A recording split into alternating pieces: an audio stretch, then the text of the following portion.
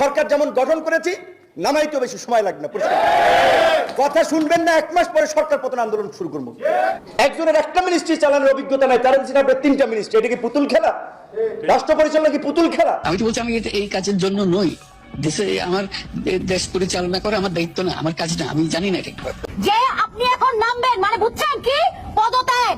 Just এই আমার মাটি আমার মা। পাকিস্তান হবে না।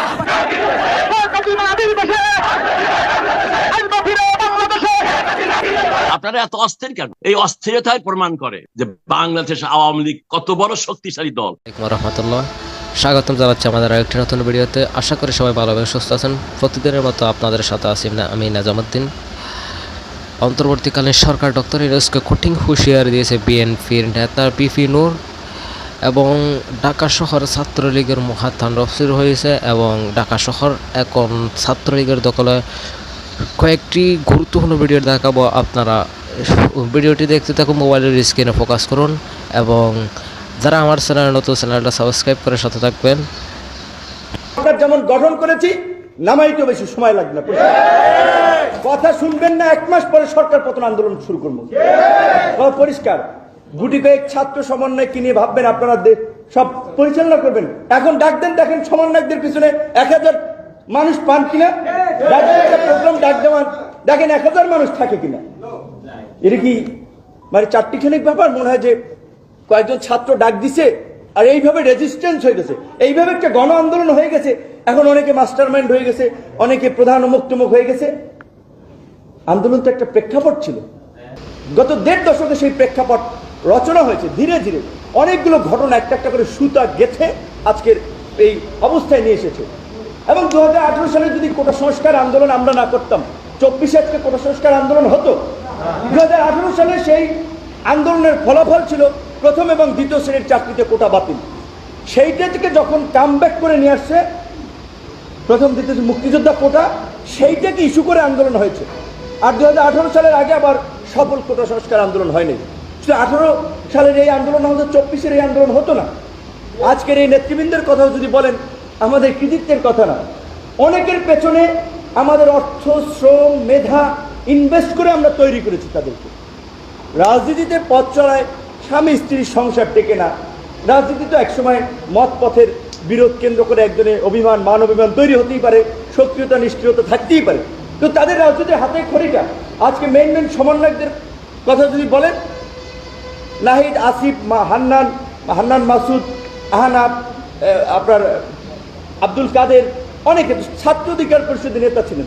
আমরা বললাম আমরা মাস্টার মাইন্ড ছিলাম। বিএনপি জামাতের মতো একটা শক্তিশালী রাজনৈতিক দল ছাড়া এই আন্দোলনকে কখনোই সফল করা সম্ভব হতো না। আমরা তো কথা বলেছি, তাই প্রমাণ সব বিএনপি অন্য নেতাদের সাথে ফাইন্যান্স লাগবে, কোথায় কিভাবে সাপোর্ট লাগবে, রেজিস্ট্যান্স করা লাগবে, আমরা কথা বলে প্ল্যান করে ছাত্রদের সামনে ছিল। উত্তরাতে মানে কোন ছাত্ররাই শুধু ছাত্র সমন্বয়ক ছিল? উত্তরাতে কে ছিল কেন্দ্রীয় সমন্বয়কদের জিগার নেতৃত্বে? মিরপুরে কে ছিল?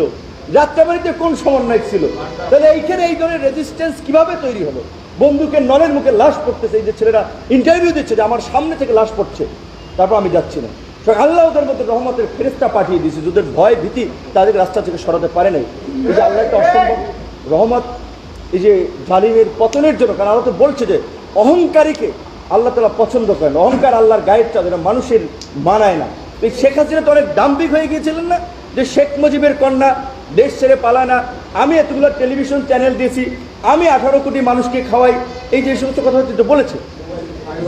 সীমা লঙ্ঘনকারীকে আল্লাহ পছন্দ করেন না। শেখ হাসিনা সীমা লঙ্ঘন করেছে, আল্লাহ হটিয়ে দিয়েছেন। আমরা তার রহমত নিয়ে তার মানুষ উছিল আকারে আমরা ছিলাম। এখন এটা একেবারে অহেতুক বিতর্ক যে এই আন্দোলনের কে মাস্টার মাইন্ড, কে ছিল, কি ছিল। এই সমন্বয়কদের অনেকে ছাত্র অধিকার পরিষদ করে, কেউ ছাত্র শিবির করে, কেউ ছাত্র দল করে, কেউ একেবারেই জেনারেল শিক্ষার্থী। এবং এই আন্দোলনে যারা করেছে তারা কিন্তু পিরলি আউলিয়া হয়ে গেছে। আপনারা মনে করেন এই আন্দোলনটা কি প্রথম দিকে গণতন্ত্র, ভোটাধিকার, দেশ উদ্ধারের আন্দোলন ছিল? কোটা সংস্কার, সরকারি চাকরির একটি ইস্যুর আন্দোলন ছিল। আমরাও যেটা করেছিলাম। জাতি যখন মনে করেছে যে এইভাবে বর্বরতা কোনো বিবেক সম্পন্ন মানুষ মেনে নিতে পারে না, এভাবে একটা দেশ চলতে পারে না, আবু সাঈদের এই বিরচিত জীবনদান কিংবা মুগ্ধের কিংবা আরও অন্যদের এগুলো মানুষকে আসলে টাচ করেছে, মানুষ ঘর থেকে বের হয়ে এসেছে। সো এইখানে এই যে সমগ্র শ্রেণী পেশার মানুষের একটা কন্ট্রিবিউশন, সেটাকে মুক্তিযুদ্ধের আওয়ামী বয়ানের মতো আরেকটা ন্যারেটিভ তৈরি করা হচ্ছে যে আমরা করেছি, অমুকে করেছে, সমন্বয়কটা করেছে। ফালতু কথা এগুলো। দেশের সমগ্র শ্রেণী পেশার মানুষ এই আন্দোলন করেছে, যার অগ্রভাগে নেতৃত্ব ত্যাগ সময়ে রাজনৈতিক দলগুলোর ডেডিকেশন বেশি, বিএনপি বলেন, জামাত বলেন, হেফাজত বলেন, যারা রাজপথে ছিল। তো আমরা যেটা বলছি যে দেখেন, এখন কি তাহলে এই সরকার বসে কালকে আমরা নির্বাচন চাই, নির্বাচন দিলে সব অসুখ সেরে যাবে?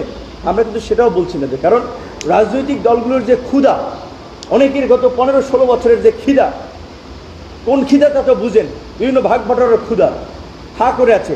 রাতারাতি নির্বাচন দিলেও দেশের অবস্থা ভালো হবে না, এবং ওই গভর্নমেন্টকে আরও আনস্টেবল করবে নানানভাবে। কাজী প্রফেসর ইউনূস স্যারের মতো ব্যক্তির যে কানেক্টিভিটি, যে নেটওয়ার্ক আছে, পার্সোনাল কানেক্টিভিটি, এই জাতিসংঘের মিটিংয়ে বিশ্ব নেতারা দেখেছেন তো, অনেকে তো ছবি টবি তোলার জন্য, সেলফি টেলফি নেওয়ার জন্য, ধান্দাবাজি করার জন্য দেখা লাইন ব্রেক করে আর এক দিকে হাইটা দ্রুত যায় যে ছবি টবি ভিডিও যেন থাকে একটা শপের জন্য। আর ইউনূস সাহেবের সাথে লোকজন আসে ছবি তুলতে, বিশ্বের বরেণ্য ব্যক্তিরা, রাষ্ট্রপ্রধানরা তার সাথে শুনতে চায়, বাংলাদেশ নিয়ে তার পলিসি জানতে চায়। এইরকম একজন উপযুক্ত ব্যক্তিকে আমরা পেয়েছি, সেই ব্যক্তিকে নিয়ে আমরা রাষ্ট্র সংস্কার করে আমাদের কাঙ্ক্ষিত গন্তব্যে যেতে চাই। কিন্তু তার আশপাশের কিছু ইল মোটিভ লোকজন আছে যারা তাকে নানানভাবে প্রভাবিত করতে পারে, সেইখানে আমাদের শঙ্কা। ব্যক্তি ডক্টর ইউনূসকে নিয়ে